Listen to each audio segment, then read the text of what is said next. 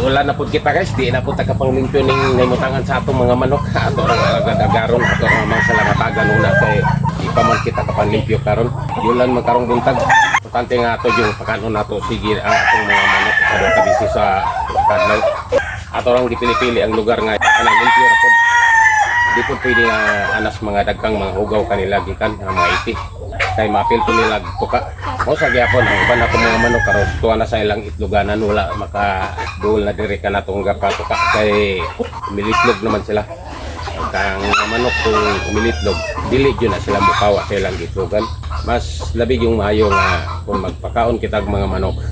dili pa sila ka loob dito silang itloganan.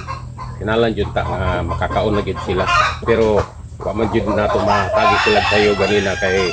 tungod lagi nga di ulan pod na nadilatar kita pag kapag pagkaon kanila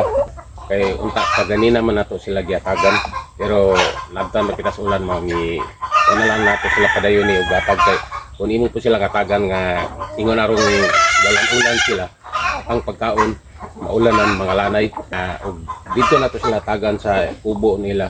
pwede raman pero dili sila mayo og kaon kay gamay raman ang area dito ya ang ato pong kubo na po'y mga rice house ang mga tabunan po ang mga pagkaon nila kay ila man kini kakaon mga ang uban nato mga manok wala maka-join jud ni pantuka kanila kay tuwa naman sa ilang giitlogan di man nato sila mapugos po ang atong pagabuhaton ato ra jud silang pagpasa nato sila pagkaon kay dili pud pwede nga di nato sila pakanon ikaduha ka busy sa usa ka adlaw